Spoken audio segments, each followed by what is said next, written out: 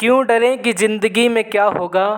क्यों डरें कि ज़िंदगी में क्या होगा, कुछ ना होगा तो तजुर्बा होगा। हेलो नमस्कार, जय हिंद, वंदे मातरम साथियों। मैं दिव्य रघुवंशी आप सभी लोगों का स्वागत करता हूं आज की इस वीडियो में। दोस्तों, आज की इस वीडियो में हम फिर से बात करने वाले हैं उत्तर प्रदेश बीएड प्रवेश परीक्षा 2024 से संबंधित अत्यंत महत्वपूर्ण प्रश्नों के बारे में। दोस्तों, आज आपका ये प्रैक्टिस सेट नंबर 5 है।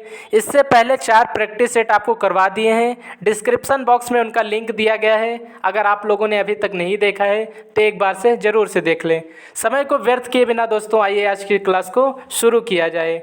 आज की क्लास का हमारा पहला प्रश्न है।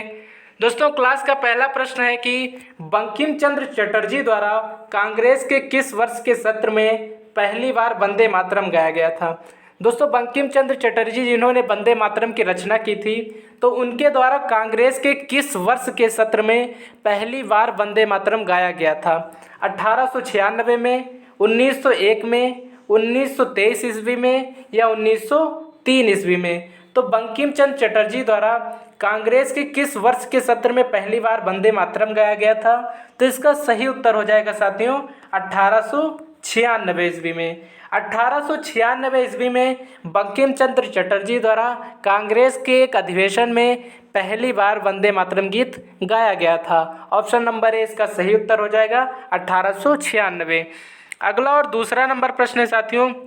प्रश्न पूछा है कि दूसरा नंबर प्रश्न है साथियों कि वेलूर मठ कहाँ स्थित है। दोस्तों, वेलूर मठ की बात करें तो प्रश्न पूछा गया कि वेलूर मठ कहाँ स्थित है। पश्चिम बंगाल में, महाराष्ट्र में, उत्तर प्रदेश में या तमिलनाडु में। तो वेलूर मठ की बात करें साथियों तो वेलूर मठ वर्तमान में पश्चिम बंगाल में स्थित है। वेस्ट बंगाल में वेलूर मठ स्थित है। ऑप्शन नंबर ए इसका सही उत्तर हो जाएगा साथियों। अगले और तीसरे नंबर प्रश्न की बात करें। तीसरा नंबर प्रश्न साथियों कि खानवा का युद्ध किस वर्ष में लड़ा गया था। खानवा के युद्ध की बात करें तो बाबर द्वारा लड़ा गया था। प्रश्न यह पूछा गया कि खानवा का युद्ध किस वर्ष में लड़ा गया था। 1521 में, 1529 में, 1525 में या 1527 ईस्वी में। तो खानवा के युद्ध की अगर बात करें साथियों तो खानवा का युद्ध वर्ष 1527 ईस्वी में बाबर द्वारा लड़ा गया था। ऑप्शन नंबर डी इसका सही उत्तर हो जाएगा 1527। अगले और चौथे नंबर प्रश्न की बात करें साथियों। चौथा नंबर प्रश्न है कि प्रथम मुस्लिम राजवंश जिसने भारतीय उपमहाद्वीप पर 84 वर्षों तक शासन किया, वह कौन सा प्रथम मुस्लिम राजवंश था जिसने भारतीय उपमहाद्वीप पर लगभग 84 वर्षों तक शासन किया था। खिलजी वंश, गुलाम वंश, तुगलक वंश या मुगल वंश। तो प्रथम मुस्लिम राजवंश कौन था जिसने भारतीय उपमहाद्वीप पर लगभग 84 वर्षों तक शासन किया था। तो इसका सही उत्तर हो जाएगा साथियों गुलाम वंश। गुलाम वंश भारत का प्रथम मुस्लिम राजवंश था जिसने भारतीय उपमहाद्वीप पर लगभग 84 वर्षों तक शासन किया था। ऑप्शन नंबर बी इसका सही उत्तर हो जाएगा। अगले और पांचवें नंबर प्रश्न की बात करें। पांचवा नंबर प्रश्न पूछा गया कि उपनिषदों में किस भाषा का प्रयोग किया गया है। उपनिषद की अगर बात करें तो उपनिषदों में किस भाषा का प्रयोग किया गया है। संस्कृत, पाली, हिंदी या ब्राह्मी का। तो इसका सही उत्तर हो जाएगा साथियों संस्कृत भाषा का। उपनिषद की अगर बात करें तो उपनिषद में साथियों संस्कृत भाषा का प्रयोग किया गया है। ऑप्शन नंबर ए इसका सही उत्तर हो जाएगा। अगला छठा नंबर प्रश्न देखें साथियों। छठा नंबर प्रश्न पूछता है कि स्वतंत्रता आंदोलन के दौरान निम्नलिखित में से कौन सा क्रांतिकारी से दार्शनिक बन गया था। जब दो स्वतंत्रता संग्राम चल रहा था अंग्रेजों के विरुद्ध, तो उस समय जो एक क्रांतिकारी थे, बहुत प्रसिद्ध क्रांतिकारी, वो कौन से क्रांतिकारी थे जो क्रांतिकारी होने के साथ साथ या क्रांतिकारी होने के बाद दार्शनिक बन गए थे। रास बिहारी घोष, अरविंद घोष, विनायक दामोदर सावरकर या सत्येंद्रनाथ बोस। तो स्वतंत्रता आंदोलन के दौरान निम्नलिखित में से कौन सा क्रांतिकारी से दार्शनिक बन गया था। तो इसका सही उत्तर हो जाएगा साथियों option number B Aurobindo Ghosh.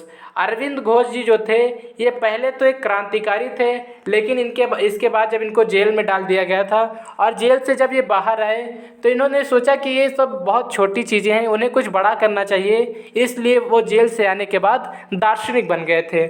Option number B इसका सही उत्तर हो जाएगा। अगले और 7वें नंबर प्रश्न की बात करें साथियों, तो 7वां नंबर प्रश्न है कि स्वदेशी आंदोलन की शुरुआत कब हुई थी? यह स्वदेशी आंदोलन की औपचारिक घोषणा कब की गई थी? स्वदेशी आंदोलन की औपचारिक घोषणा की बात करें तो पूछा गया स्वदेशी आंदोलन की औपचारिक घोषणा कब हुई थी? 15 दिसंबर 1905 को, 7 अगस्त 1905 को, 26 फरवरी 1906 को या 18 जुलाई 1906 ईस्वी को। तो स्वदेशी आंदोलन के औपचारिक घोषणा की बात करें साथियों, तो स्वदेशी आंदोलन की जो औपचारिक घोषणा हुई थी ये 7 अगस्त वर्ष 1905 ईस्वी को हुई थी। 7 अगस्त 1905 ईस्वी को स्वदेशी आंदोलन की औपचारिक रूप से घोषणा की जाती है। अगला और 8वां नंबर प्रश्न है साथियों, आर्य समाज कब स्थापित किया गया था? या आर्य समाज की स्थापना कब हुई थी? आर्य समाज ये बहुत महत्वपूर्ण समाज है, हमेशा परीक्षा में पूछा जाता है, प्रीवियस ईयर का क्वेश्चन है। आर्य समाज की स्थापना कब की गई थी? आर्य समाज की स्थापना की बात करें साथियों 1875 में, 1975 में, 1876 में या 1855 ईस्वी में। तो आर्य समाज की अगर बात करें साथियों तो आर्य समाज की स्थापना वर्ष 1875 ईस्वी में की गई थी। आर्य समाज 1875 ईस्वी में इसकी स्थापना की जाती है। अत्यंत महत्वपूर्ण प्रश्न है साथियों। अगला और 9वां नंबर प्रश्न है, ज्वार, बाजरा और रागी को एक साथ किसके रूप में जाना जाता है? ज्वार, बाजरा और रागी इन तीनों को एक साथ अगर मिला दिया जाए तो इसको किसके रूप में जाना जाता है? बागवानी के रूप में, दलहन के रूप में, धान के रूप में या मोटे अनाज के रूप में? तो ज्वार, बाजरा और रागी को इन तीनों को मिला दिया जाए तो इन तीनों को मोटे अनाज के रूप में जाना जाता है। ऑप्शन नंबर डी साथियों इसका सही उत्तर हो जाएगा, मोटा अनाज। अगला और 10वां नंबर प्रश्न है, प्रश्न पूछा है कि संघाई हिरण को देखे जाने का समाचार हाल ही में सुर्खियों में था।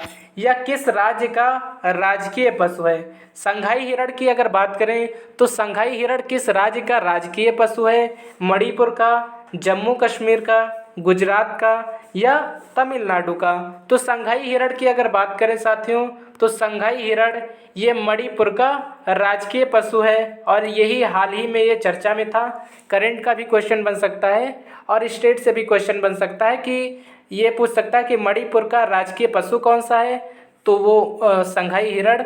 या यूँ पूछे कि संघाई हिरण किस राज्य का राजकीय पशु है, तो मणिपुर। ऑप्शन नंबर ए इसका सही उत्तर हो जाएगा। अगला और 11वां नंबर प्रश्न है साथियों कि भारत भूमध्य रेखा से कितने डिग्री उत्तर में स्थित है? महत्वपूर्ण प्रश्न है साथियों ज्योग्राफी का।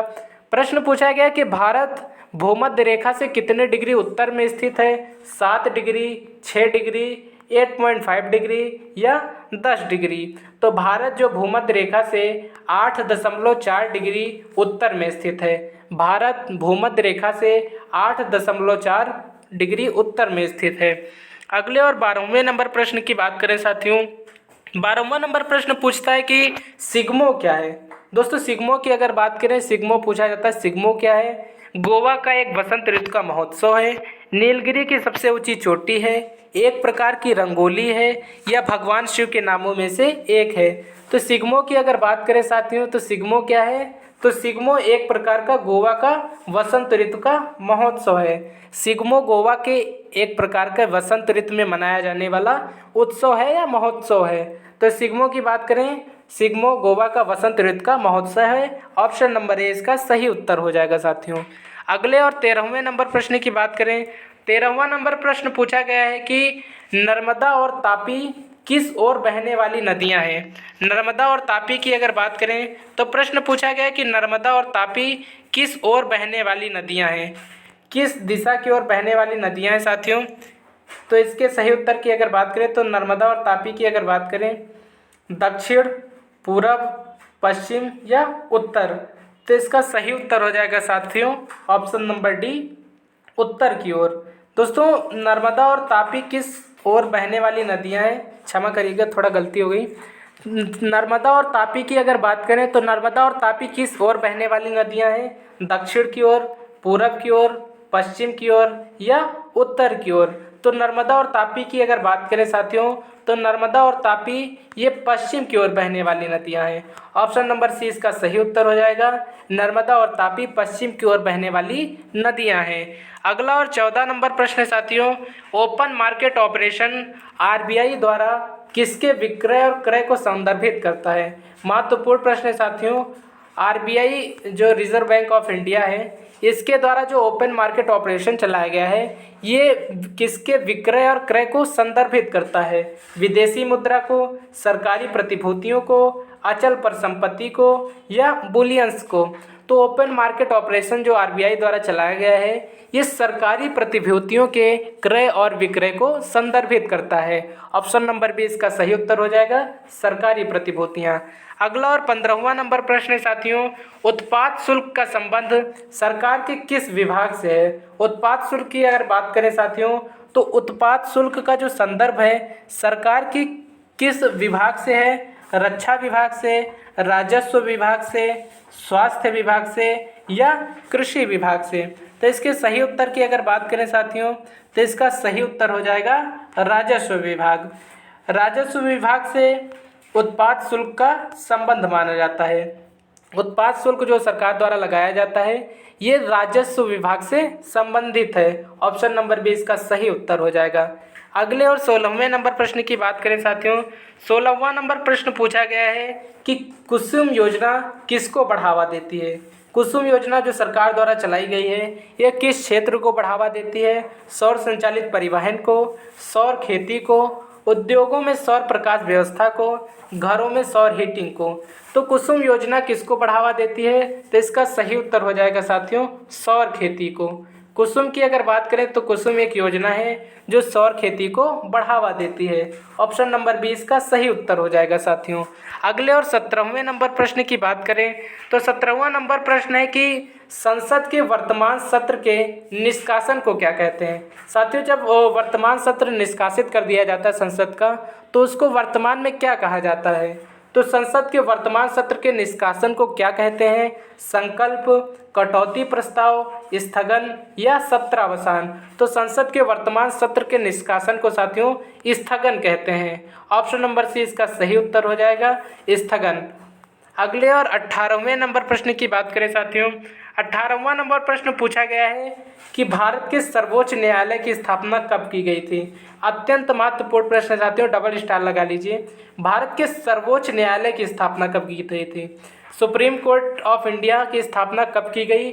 1947 में, 1950 में, 1951 में या 1952 में। तो भारत के सर्वोच्च न्यायालय की स्थापना की अगर बात करें साथियों, तो भारत के सर्वोच्च न्यायालय की स्थापना वर्ष 1950 में की गई थी। ऑप्शन नंबर बी इसका सही उत्तर हो जाएगा।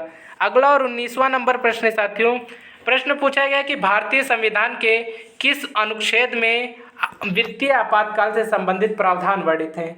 भारतीय संविधान के किस अनुच्छेद में वित्तीय आपातकाल से संबंधित प्रावधान वर्णित हैं। अनुच्छेद 148 में, अनुच्छेद 143 में, अनुच्छेद 360 में या अनुच्छेद 72 में। तो भारतीय संविधान में अगर वित्तीय आपातकाल की बात करें साथियों, तो भारतीय संविधान में वित्तीय आपातकाल आर्टिकल 360 में इसका वर्णन किया गया है। ऑप्शन नंबर सी इसका सही उत्तर हो जाएगा। अगले और अंतिम प्रश्न की बात करें साथियों, अंतिम प्रश्न है आज की क्लास का कि द डिस्कवरी ऑफ इंडिया की किसने रचना की। द डिस्कवरी ऑफ इंडिया के लेखक कौन है। महात्मा गांधी, जवाहरलाल नेहरू, भगत सिंह या सरदार पटेल। तो द डिस्कवरी ऑफ इंडिया की बात करें तो ये जवाहरलाल जी द्वारा लिखी गई एक पुस्तक है, the discovery of India. Mahatma Gandhi की अगर सबसे प्रसिद्ध पुस्तक की बात करें तो सत्य के साथ मेरे प्रयोग महात्मा गांधी की एक प्रसिद्ध पुस्तक है। दोस्तों, आज की इस क्लास में फ़िलहाल इतना ही। कल फिर से मिलेंगे एक नए प्रैक्टिस सेट के साथ। तब तक के लिए जय हिंद, जय भारत।